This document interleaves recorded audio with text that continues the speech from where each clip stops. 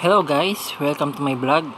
At long time no see, no upload. Medyo busy lang sa buhay-buhay. So, kumusta? Share ko lang may nabili akong bulaga. Isang single wireless earphone. Nabili ko siya sa Lazada. And kahapon lang siya dumating. Nagamit ko siya kaninang umaga. Okay. So, okay naman siya.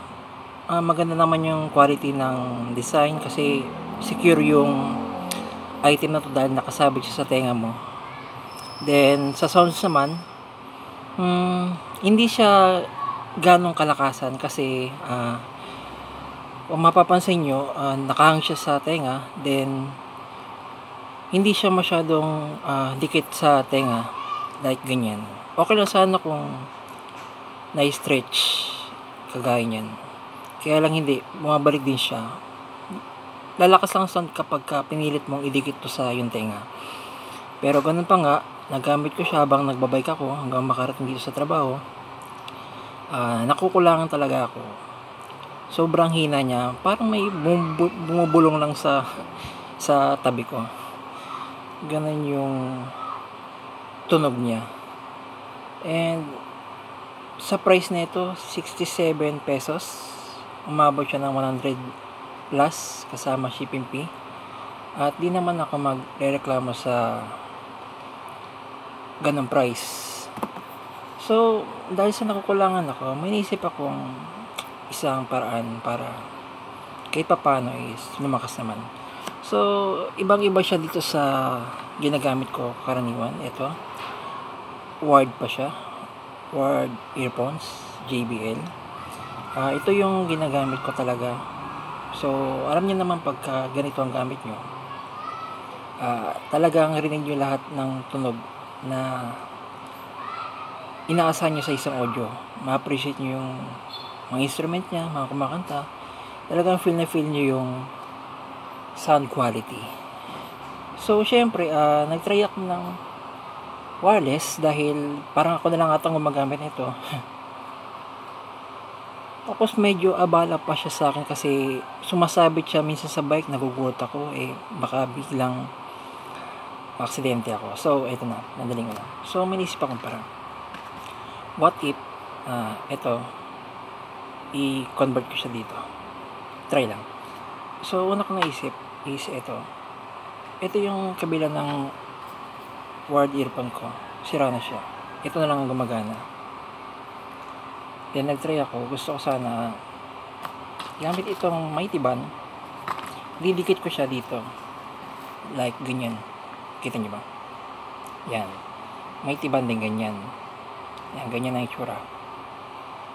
Okay, so naisip ko okay naman sana, kaya lang nakapixel siya, hindi siya matatanggal. So naisip ko yung pinagtanggalan ko galing dito, ito, i-convert ko siya dito like ganyan, diba? Mamaitiban ko siya pag ganyan, then kahit kailan pwede mo siya palitan kasi hindi naman ito nakapix, ito naman. So mapapalitan mo siya, malilinis mo pagka ganyan. Yan, ganyan na magiging tsura niya. Sakto left din, no? So, ganyan ang magiging tsura. So, try natin na. Okay ba? Okay. So, ito na yung gagamitin natin. IT band. Nabutasan ko na siya. Try natin. Okay. Ito muna ha. So, papakita ko sa inyo pagka okay na. Try mo natin ito lagyan. Okay. Kita nyo ba?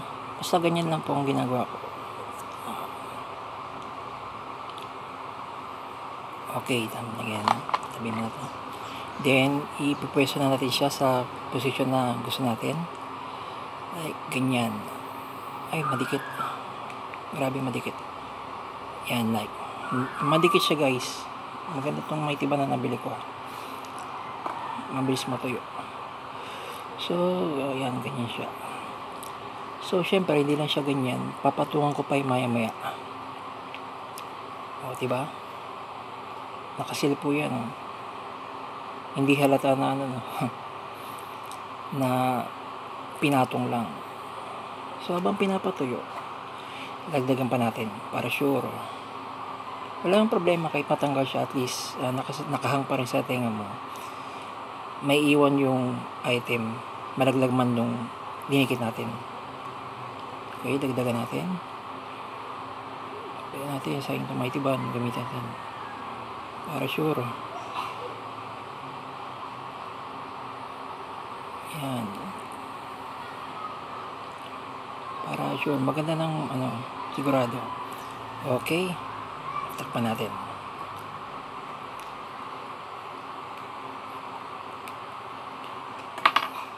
Ito na yung itsura niya. Okay, yan. So pag natuyo, pupunas-punasan na lang natin, no, para gumanda yung itsura niya. Then didikit natin to. So kung meron kayong mga sirang earbuds like ganito, pwede nyo siyang gawin na ganito. Convert nyo lang. Kasi sayang yung quality ng sound kung hindi naman masyado kalakasan. So yan pang ginawa natin. Okay, alright. Yan. Mamaya pagka medyo tuyo na, kakabit natin siya. So ito na guys, natuyo na siya. Ginamitan ko na ng blower para mabilis. At try natin. Uy, yan, matibay. Nice. Tibay yan. Lobat labas ang may tiban yan. Hindi matatanggal yan. Try natin kabit. Okay. Wow, nice. Yung panis. Taray.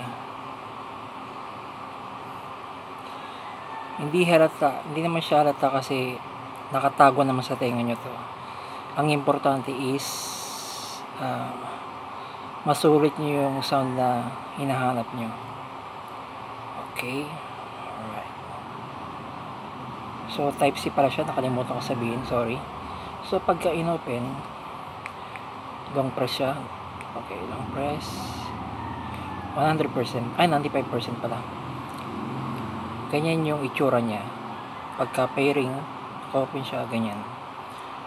So pagka i-charge siya, papakita ko lang ang charge niya, type C. Lalabas ang display niya. Ayan, 95. Charging po yan. So malalaman nyo agad kung ilang percent na yung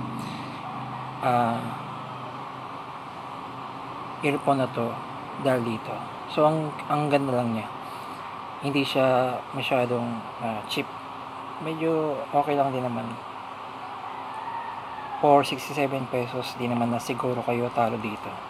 So yun lang, ginawa natin ng parang para kahit pa paano is mapalakas yung sound and maging sulit naman yung perang pinabili natin dito.